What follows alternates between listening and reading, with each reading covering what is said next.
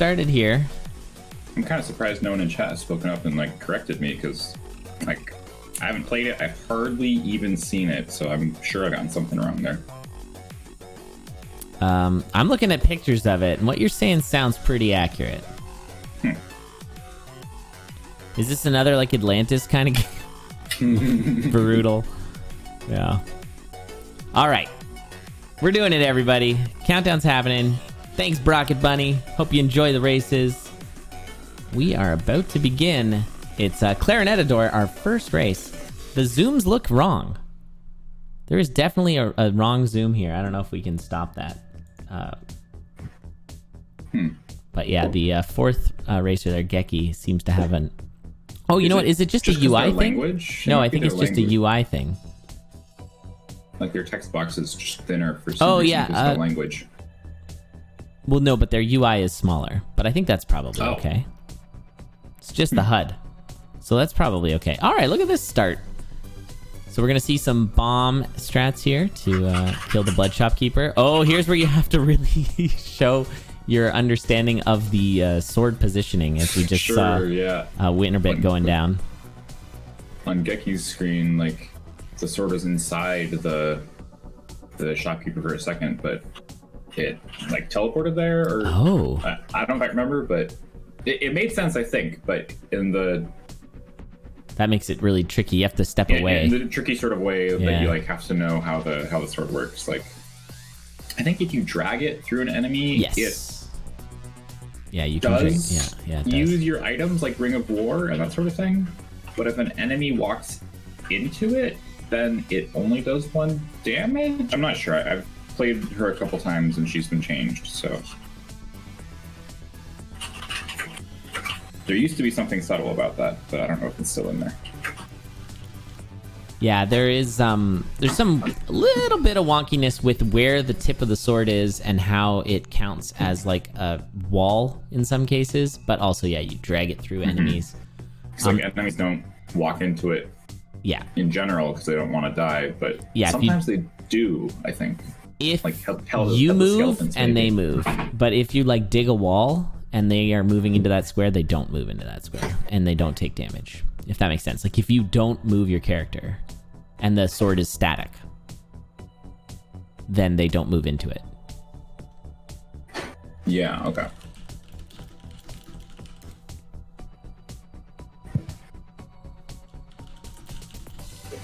All right.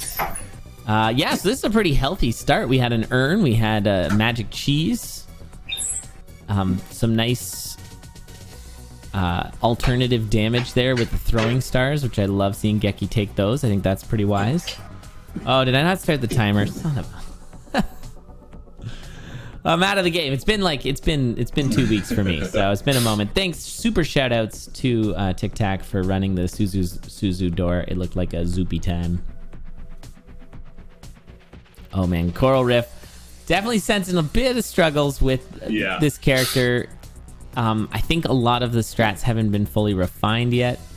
Oh, a nice heal buffer for Note to stay alive there. Now, it looks like the black chest is a Shield of Strength, which is the worst of the, like, 2 items you can get out of the black chest. Currently, Clarinetta only has, I think the 1/4 black chest, I think it's Shield of Strength and Boots of Strength. That's, like, it. Because there's no weapons and no armors, because the weapons and armor are locked with this character. Ooh, I assume Shield of Strength is +1 damage till it breaks. Yeah, it's +1 damage until you take a hit from that direction. And there was a time where pretty interesting. I like it. I like it too. I think it's pretty great. It's kind of like the Gi, except for instead of it breaking, you just die.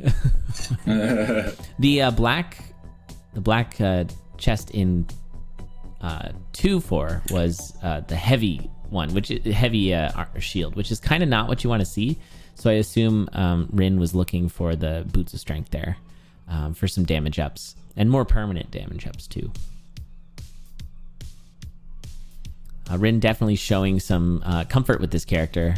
The others are falling a little bit behind, but we do have WinnerBit going into Zone 3 shortly. And one thing that's kind of always interesting to think about is when it comes to death metal, just base dagger, it's hard to stop spawns from happening, but because of this sword, you have a little extra reach, and it's all you need to be able to kill death metal without any spawns if you're efficient in your movements. Oh, wow. Yeah. That's cool. Yeah, so, like, that's just at least my experience, but yeah, when you have a dagger, then it's like, okay, it's a bit dicey. Maybe you want to use your bombs so that you don't have spawns that could potentially, like, bounce trap into you. But with this sword, that's just enough reach, I think. It's the same with a spear, so I guess, like, yeah, sword or the diagonal sword or the spear is enough that you don't have to worry about spawns if you're efficient. Yeah, you've kind of got, like, knight range from chess. You just have to rotate to the correct direction first. Yeah, I guess that's true. Because when you move, it sort of stabs that knight spot. Yeah. I don't know if you've played a lot of Chanter, which shout outs to next week's KlariDOR. That's going to be a good time. That'll be very interesting, I think. But possessing the knight is like the most confusing thing in the world. Like, if you possess the knight in Deep Blues, trying to move as the knight and, like, be effective at all is basically impossible. What are the controls? I think it's just orthogonal, but that doesn't make any sense because then how do you choose? Maybe it's diagonal. Like, there are 8 different directions you can go. Is it just, like, diamond controls but offset, like, slightly 22 shifted? degrees or something? I wonder if it's just half of them you can't do. I don't know. I honestly, every time I get it, I'm like, what am I doing? I don't understand. I meant to be the queen. The queen's way better. Yeah. All right, so nice bomb strats there from Geki. That's kind of a fun, interesting thing with this character too, is in that situation where you're trying to bomb a teleporting enemy, you also have to be really cautious not to let the sword drag hit. Yeah. Because it's only, well, it depends on your damage ups, but probably not as much as a bomb. The other thing that's kind of tricky with this character coming into Zone 4 is whenever you're on goo, your sword isn't effective on that beat, even though you expect it to be. So it's something to really keep in mind. It's kind of like a special case you have to keep in mind when you attack a golem. Where you leave your sword isn't effective at all. Maybe that's intuitive for some people, but for me, I feel like it always kind of throws me for a loop. Doesn't it also not work the beat you move off the goo, or am I? Yeah, I think that's right. Yeah. I think that's the... Maybe that's the weird part. Weirder thing. Yeah, that might be what... Yeah.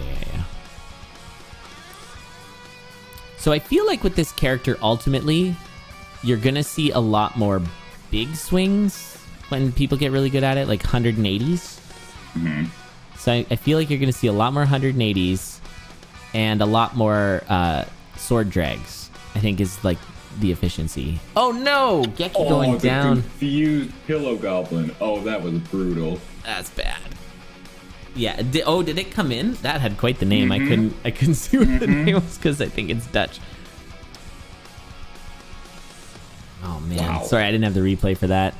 Oh no! And WinnerBit goes down to goo, getting tangled up on goo, and then the exact same thing happens to Note. We got a triple reset. What the heck?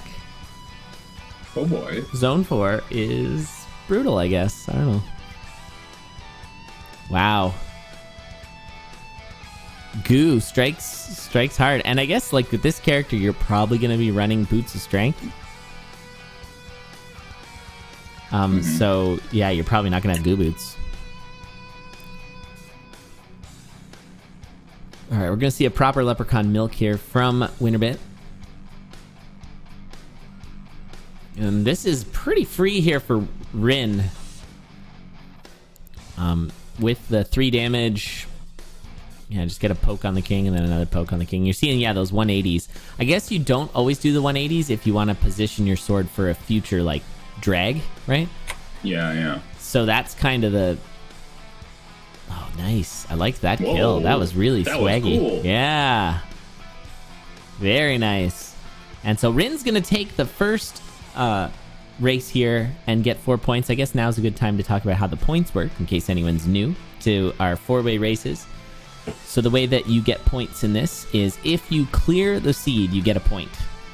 So that's 1 point for Rin, but you also get a point for every player that you finish in front of. So another 3 points for Rin. So 4 points total there. So good job. And then ultimately what we're going to do is after every racer gets 2 races in these 4-way formats, we're going to pare it down to the top 4. So when we have these numbers, it is really important to get first or second if you can. If you don't do that, it's going to be tough for you to get into the next round. It's just kind of how it goes. But, you know, these are tournaments for fun. And it's just a way of organizing the races to make sure we had racers. That's kind of how we do it. So, yeah, so the KlariDOR preset does cause a modded state, which means it will not submit to leaderboards, which I don't think is that big of a deal because in KlariDOR history, we've submitted to the seeded leaderboards, which was never really... Like, if it was a competitive seeded leaderboard, you're probably not going to get it in a KlariDOR race, right? Because it's going to be, like, optimized. If you can somehow get, like, the optimized, like, the world record without optimizing the seed in seeded, then, yeah, it's probably not a competitive board. So, I don't think it's such a big deal. Oh, gotcha. Yeah. Yeah, like, it's not like we're running on unseeded right now. So, yeah, I don't think it's... Like, we never did. Well, okay, we did. Way back in the day, and it was great. So good. I liked it. Unseeded racing. Listen, I was the #1. Like, no way, we got to keep it like this. I was #1 for that, and I fully admit that I was very wrong. I think things got a lot better once we started seeding it. But unseeded does have a sort of special flavor to it. How specifically? Just it felt more fair to win, I would assume. Like why I was so pro seeded? How did it get more fair, or how did it get better once with we seeded? Seeded. Yeah. Oh, because races were completely decided by what was in the chest.